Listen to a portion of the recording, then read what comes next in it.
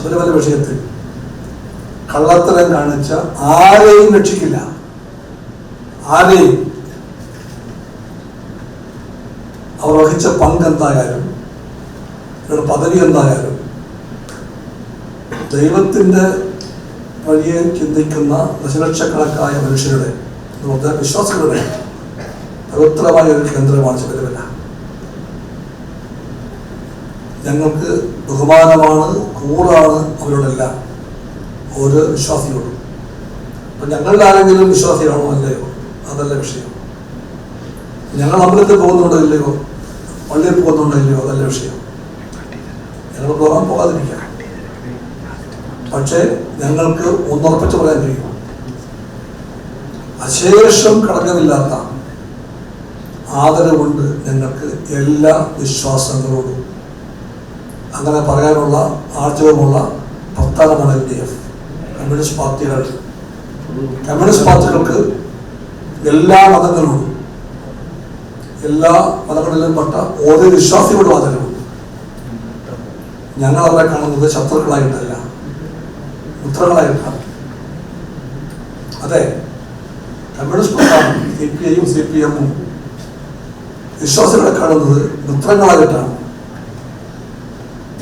ആ മിത്രങ്ങളെ ചേർത്ത് പിടിച്ചുകൊണ്ട് മാത്രമേ മുന്നോട്ട് പോകാൻ പറ്റൂ. ഞങ്ങൾ വാക്കുകൊണ്ടോ പ്രവൃത്തി കൊണ്ടോ അവരെ അകറ്റിവിടില്ല. അവരാണ് ഈ സമൂഹത്തിലെ മഹാഭൂരിപക്ഷം. വിശ്വാസം ഒരു യാഥാർത്ഥ്യമാണ്. അതുകൊണ്ട് വിശ്വാസികൾ യാഥാർത്ഥ്യമാണ്. ഞങ്ങൾ ജീവിക്കുന്ന ഈ സമൂഹത്തിലെ ഈ സത്യം തികഞ്ഞ തെളിവോടുകൂടി അറിയാം LDF-നും പല പാർട്ടികൾക്കും. അതുകൊണ്ട് പറയുകയാണ്, വിശ്വാസികളെ വ്രണപ്പെടുത്തുന്ന തരത്തിലുള്ള ഈ പൊളിപ്പിക്കലാവാത്ത തെറ്റ് സംബന്ധിച്ച ശബരിമലയിൽ ആ കുറ്റക്കാർ ആരായാലും ശരി, no matter who they are, no matter which party they belong to, എന്തായാലും ശരി, ആരായാലും ശരി, അവരെ ശിക്ഷിക്കും ഈ ഗവൺമെന്റ്. അതുകൊണ്ടാണ് ഹൈക്കോടതി നിർദ്ദേശപ്രകാരമുള്ള അന്വേഷണത്തിന്റെ ഒരു ഘട്ടത്തിൽ സർക്കാർ ഭാഗത്തു നിന്ന് പിന്തുണയല്ലാതെ ഇടപെടലോ വഴിമാറ്റി കൊണ്ടുപോകലോ നടത്തും. നിർബാധം അത് പൂർത്തിയാകട്ടെ. പറഞ്ഞു കഴിഞ്ഞല്ലോ. എന്ത് പത്മകുമാർ ആരായാലും നിങ്ങൾക്ക് വേണ്ടത് ഒരു പേരാണ്, ഞങ്ങൾക്ക് വേണ്ടത് ഒരു നിലപാടാണ്. നിലപാടിതാണ്.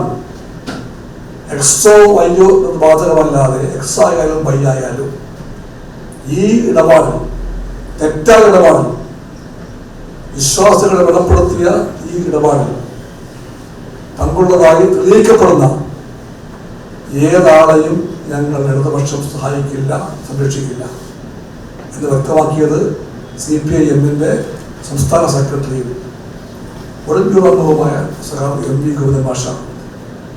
അത് ഒരു വട്ടമല്ല, പലവട്ടം വ്യക്തമാക്കി.